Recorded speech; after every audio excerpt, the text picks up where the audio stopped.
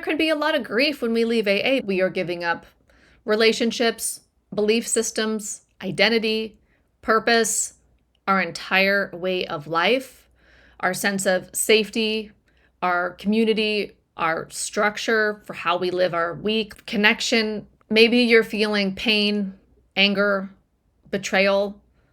Maybe there's some love, nostalgia, gratitude. It could be mixed feelings. Hello and welcome to the Sobriety Bestie podcast. My name is Kirsten and I am excited you are here today for another episode on grief. Today we're going to be talking about getting emotional closure after leaving Alcoholics Anonymous. This is part 6 in our Grieving AA series. This is going to be about the goodbye letter. It's a super powerful one if you are feeling the vibe. The first 5 videos from this series were from a model that's called the 5 phases of grief, starting with denial, then going to anger, bargaining, depression, and acceptance. If you want to start at the beginning of the series, I will put the first video up here or look below and I'll have them all linked. A lot of us who leave Alcoholics Anonymous, especially if we were highly involved or highly indoctrinated, I should say, have a lot of grief when we leave the meetings and the program altogether, especially if we come to see it as a harmful institution or how I see it as a harmful cult religion. There can be a lot of grief, a lot of unpacking to do. This is a beautiful process we're going to be doing today that comes from what's called the grief recovery method. Actually, what's really funny is my very ever first AA meeting that I went to, the guy who was the speaker at the meeting, I thanked him after the meeting and he gave me his number. I thought that was really weird. I was still in rehab. I didn't know about AA culture and you're just supposed to give your number out to like randos. And so when I turned 1 year sober, I ended up calling him and telling him, hey, I'm a year sober. You were the speaker at the first meeting I ever went to. I don't know. I was kind of having like the 1 year feels or something like that. And a couple years after that, I don't know, maybe like 7 years after that, he ended up telling me through Facebook. Interestingly enough, I have since blocked him because he got very predatory after this. Oh my God. There's been so many people in my experience in AA who went from like befriending me, like specifically like older men, into like the predatory category. But before he became predatory towards me, what he said was that there's something really cool called the grief recovery method. And he'd been doing it for a long time. So I went and got certified in the grief recovery method.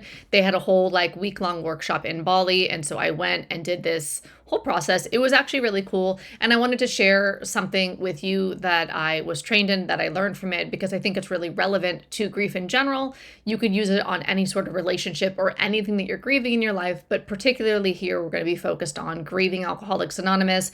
They're really big on this idea of completion, completing things. Let's think of it in terms of somebody died. What they saw in their research or in their experience is a lot of what people struggle with when somebody dies is the things that were left unsaid. So the idea is to live what they call live complete. So if you live complete, it means you're saying everything in real time. You're all caught up. You've told the people that you love them or what you appreciate about them, or you made peace with it all or whatever. So you live complete so that when somebody dies, there is a loss, but you're not feeling like you wish you would have said this, this, or this, or you wish you would have told them this, this, or this. I really like that as a philosophy. Now, it gets sticky and tricky when it comes to relationships or institutions like AA, where there's toxic feelings there, or we feel like they were toxic. This isn't about having to pretend that you feel differently than you felt. This is about the next level of freedom for you. Really, that's how I see it. So if you left AA, but you're still feeling emotionally entangled with it, maybe you're struggling with anger, confusion, shame, guilt, regret, all of the feels. You want to move forward, but part of you is still looking back. You want to speak your truth without judgment, performance, guilt. I had so much guilt when I left AA and I was starting to talk about it. I mean, even to like anybody in my life personally. I didn't talk about leaving AA on the internet or publicly for 5 years, but to talk about it to like to tell my sponsee that I left. I was so freaked out to tell my sponsees that I left even. I felt so guilty. I felt like responsible for them. I also was at the start of the pandemic, so I also didn't want to burden them while they were already going through like a global chaos. So I didn't tell anybody for 3 months. And of course, there's no right way to let people know if you're leaving AA or not. You don't have to tell anybody anyways. This could be for you if you want to end the loop of overthinking, explaining, or spiritualizing what happened. I feel so much of AA's conditioning or indoctrination, the ideology, is spiritualizing what happens. Whether that's making it all God's will or faking it till you make it, being grateful for things that you're not grateful for, or not looking at how you actually feel and just trying to be toxically positive about it. So there's a lot of spiritual bypassing that can happen inside Alcoholics Anonymous. There can be a lot of grief when we leave AA because there's a lot that we are giving up. We are giving up relationships, belief systems, identity, purpose, our entire way of life, our sense of safety, our community, our structure for how we live our week, connection, so many things that when we leave AA, we're actually walking away from. So there can be a tremendous amount of grief. Maybe you're feeling pain, anger, betrayal. Maybe there's some love, nostalgia, gratitude. It could be mixed feelings. Maybe you don't feel any of those things. However you feel is how you feel for you. You're feeling great exactly as you are. So there's no right way or no wrong way to do this is what I mean. So whatever you feel is great and perfect for you. And I hope that this letter that I'll be inviting you to write, but that I'll be explaining here and unpacking here would help you move forward, close any loops, complete anything that was confusing or left unsaid or emotionally still raw or out there. The way that I was taught to do this is a letter that you write has several different parts to it. There's going to be the opening, the apologies, the forgiveness, the significant emotional statements, and the closing statement. When we did this, because we did an example of this when I was doing the grief recovery method training, we had to pick somebody in our life who was still alive. And then we went through it was so emotional and powerful. We had to write them a letter with this outline that I just gave you.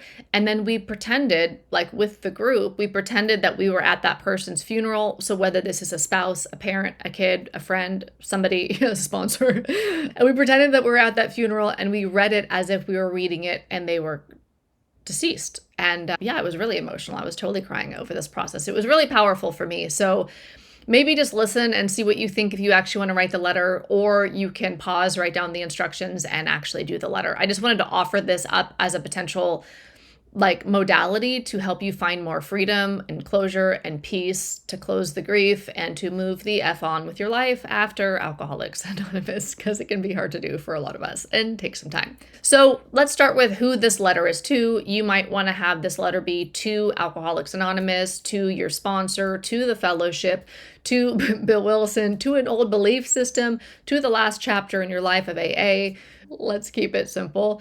It could just be to Alcoholics Anonymous. And for me, if I were going to write this letter to Alcoholics Anonymous, what that would mean to me is it includes my sponsor. It includes everything that happened to me in there. It includes the ideology itself. It's all of AA, not just the first 164 pages, which people claim that's AA. No, AA is all of it. The opening can sound something like this. Dear AA, I have been reviewing our time together, and I have some things I would like to say to you. It can be that simple. Part 1 is the apologies. Now that might already sound triggering. But here are some ideas of what it might sound like, what it could sound like. Just examples here. I apologize for staying quiet when it didn't feel quite right.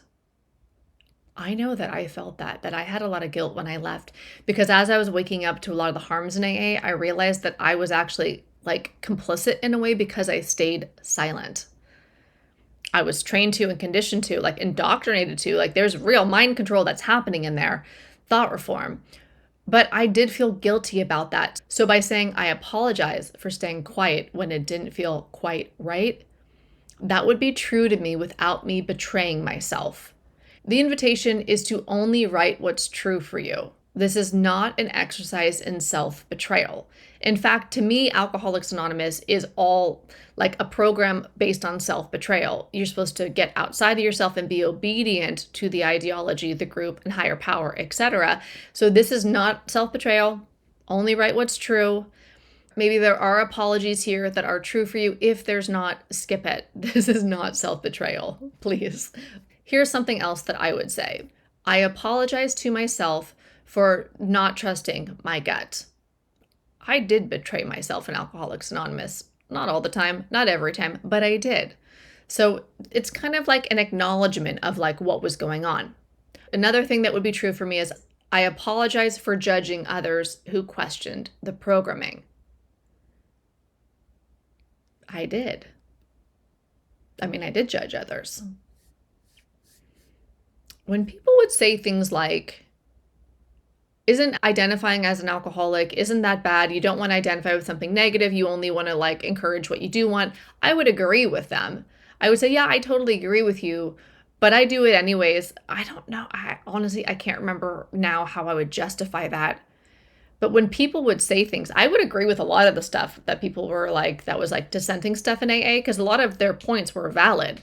But I still found a way to justify it all in my head of like why I still did it, which is like cognitive dissonance 101. Yes, what you're saying is true, and I'm living against that, but I'm living against that because I'm believing AA is true, right? So it's like, it doesn't quite work. All right.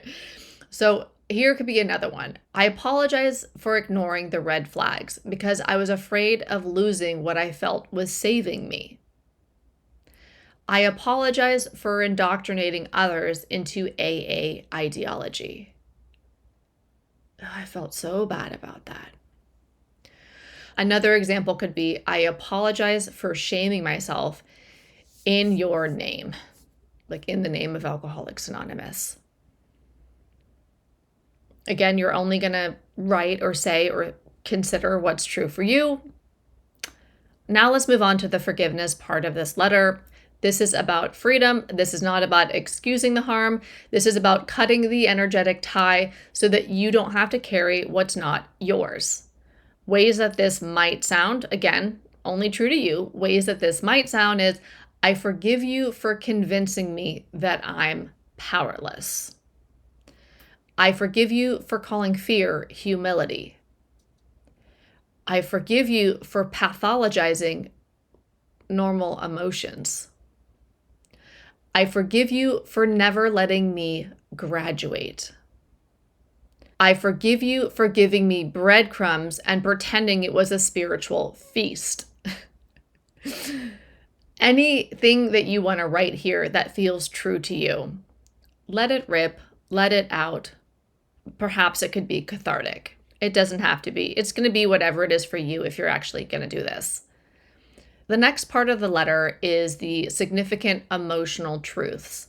These are the things that have been left unsaid. So this is about letting the truth rise, whatever the truth is for you. Here are some potential examples of what it might sound like. I stayed because I didn't think I can survive without you. Ooh, that one hits deep. I feel that one. I stayed because I didn't think I could survive without you. That is so true for me. What's true for you? I thought you were my family. That's why it hurts so much. Whew, that one really hits me too. I traded my intuition for your approval.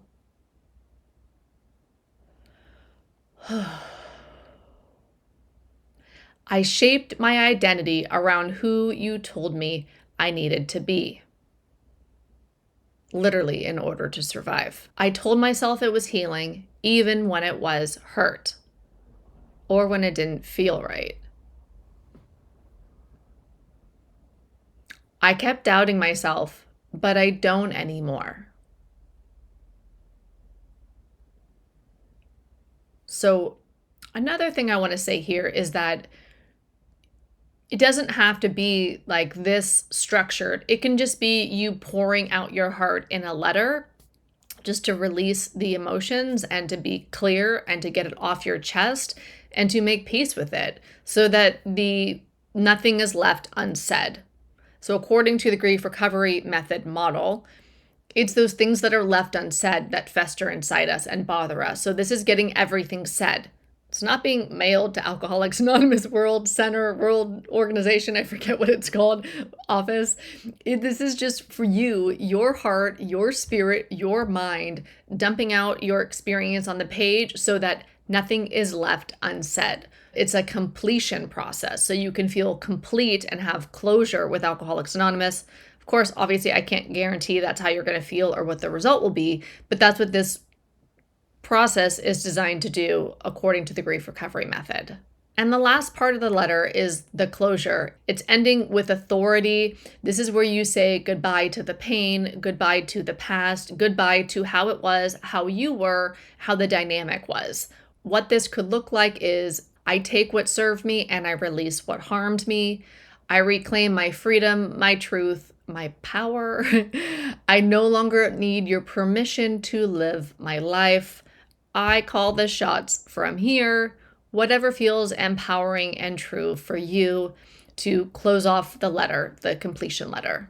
You can end this process however you want.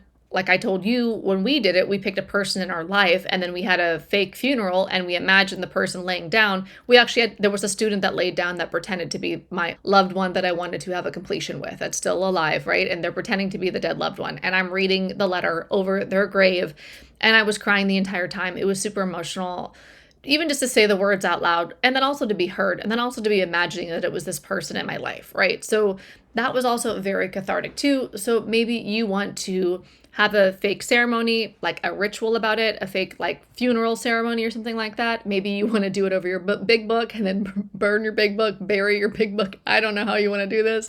Maybe you want to burn the letter. I've done ceremonies like that before where I've written letters that were emotional and I've burned them like in a group, like in a sisterhood, and we release shame through the fire. However you want to do this, you can make it ritualistic if you want. You don't have to. It's not required. Trust yourself. Trust whatever feels right to you.